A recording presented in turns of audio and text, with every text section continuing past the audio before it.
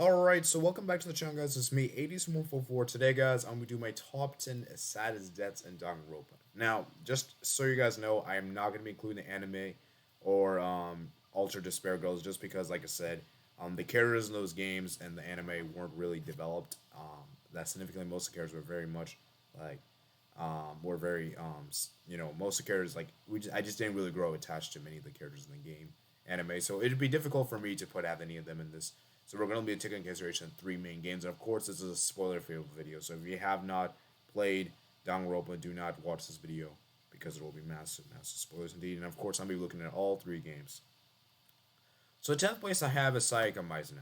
Now, I was contemplating even putting her on the list because, yeah, I understand that, it is sad. Obviously, she was one of your closest friends, with Makoto Naegi, and you feel bad, but then you later realize that she wanted to frame and try to kill you. So that's the reason why I was a bit hesitant. But I decided to put this on the list because of how close she was with Makoto. And I feel like that's the reason why I had to put this in top 10. Otherwise, I probably wouldn't have put the top 10. And by the way, just so you guys know, I was actually going to put the death images here, but I didn't think that might have been too that might be really too much for you guys. So rather, I decided just to do is just to show the background, the character introductions. Okay. So ninth place we have it is Gundam Tanaka. Now Gundam Tanaka, in my opinion, was one of the characters I actually thought he had a really good motive. His plan to kill Nigamaru Nidai was really cool. And the mystery as well was really cool. And in my opinion, one of the best chapters Danganronpa has to offer. Danganronpa V2, Goodbye Despair, the fourth chapter with the Funhouse. And it was sad because he sacrificed his own life just for everyone else to live.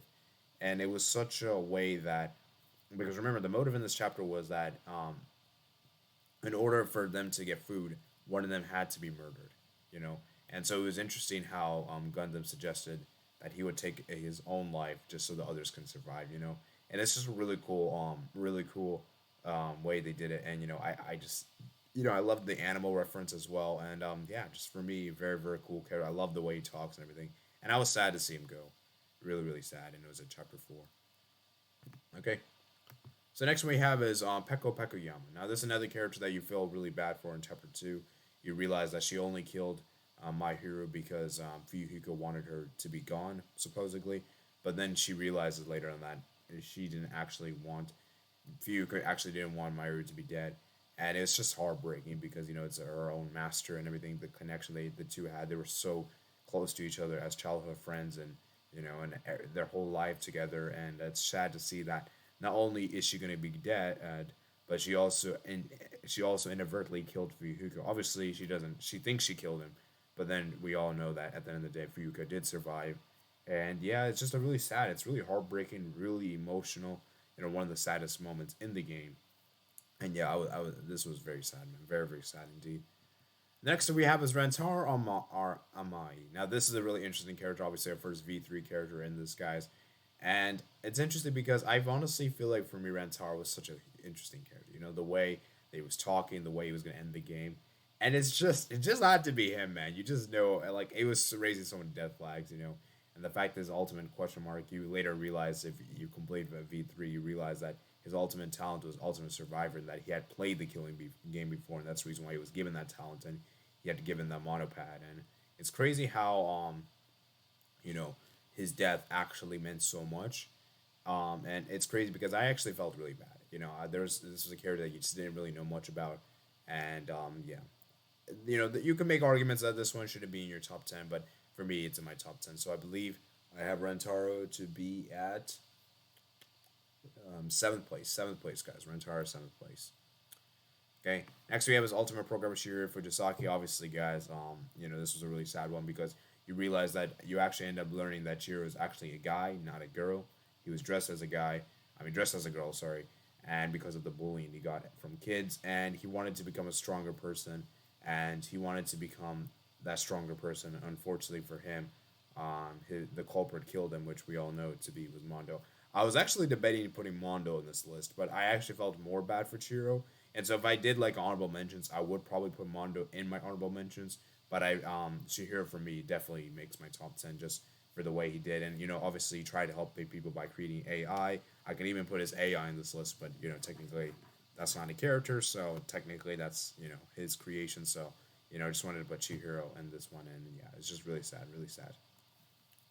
Next is gone to Gokurawa. Oh my goodness, this was heartbreaking. This chapter 4, man, it was heartbreaking because he didn't even mean to. He didn't even realize he killed, and obviously, you learned that his memory was washed and that he had killed in the virtual world, and that it's interesting that he was brainwashed by Kokichi, and the two permitted this plan to kill Miyu Irma, which ended up, as we all know, guys, Miyu trying to kill Kokuchi, and it was just really heartbreaking for Gonta because no one just believed it, and even everyone else was surprised, and we later realized that he was what happened to AI.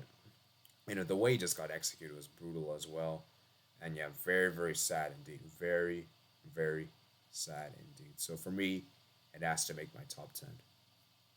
Next on the list is Kaito Momotsa. This for me was heartbreaking. Like, he was honestly one of my favorite, one of the best characters in V3. I just really liked his character, the way he always stood up. Always had hope and belief.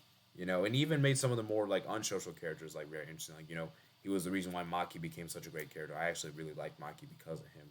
And yeah, it's just so sad to see what he did. And it's also crazy is that he also killed Kokichi, and also he had his own illness as well. So that's interesting. But thankfully for him, he actually I guess he should be happy that he killed the illness killed him, not Monokuma. So it definitely makes my top 10. Yeah, very very sad, man, very sad. Third is Chiaki and Nanami. Oh, this was heartbreaking, man. I mean, both of the deaths she had in the anime and this one. Obviously, anime one's probably more painful. I mean, that one is definitely more painful. But I'm gonna only talk about the one in the game. And yeah, you find out that Nagito created this crazy plan, for the traitor for the traitor to survive, and he advertently did this crazy plan that the traitor actually killed him. We know, knowing how Nagito is so lucky that he could just get the traitor out, and you really realize it was Chiaki. And obviously, we know she didn't mean to kill him; it was just an accident. She didn't even know herself, and this is the crazy thing about this, and that you felt so bad. You then realize that she's an AI. She's not this amazing person. And she's just too good, man. She was just a great great helper for Hajime. And in my opinion, honestly, guys, of all the protagonist friends, like all the female companions, I think she's honestly the best in my opinion. I think she was honestly the most helpful, the most supportive, and yeah, just for me, it was just a shame what she had to get. She had to get executed, and yeah, just heartbreaking, man, heartbreaking indeed.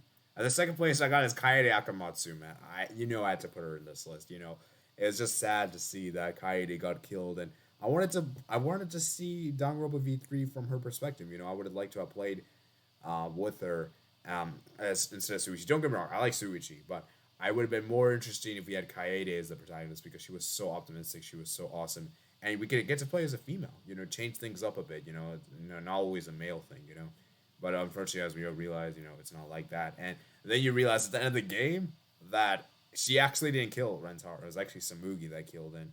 And it's crazy how you just feel. It just makes you even more sad that she should have survived, and she only got killed because of the mastermind. So, yeah, man, heartbreaking indeed, heartbreaking indeed. And then finally, number one, guys, I had to put this one. This, in my opinion, is the saddest death in the entire franchise.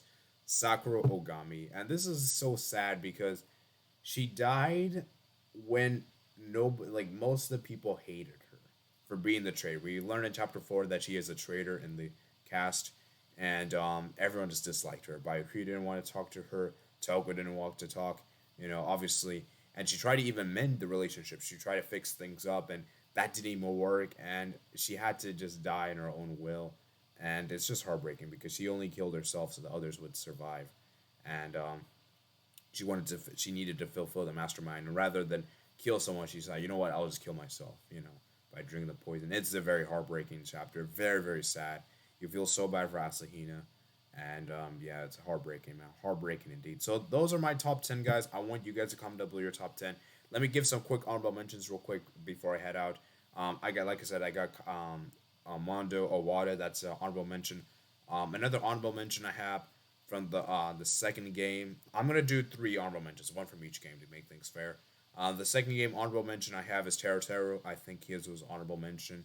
The backstory he had, I think that was honorable. And the third one I have is Tenko. Just because the final words she said to Himiko, I felt like that was impactful.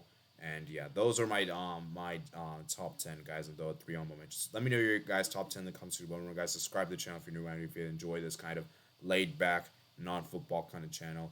And of course, subscribe to the main channel if you guys want to.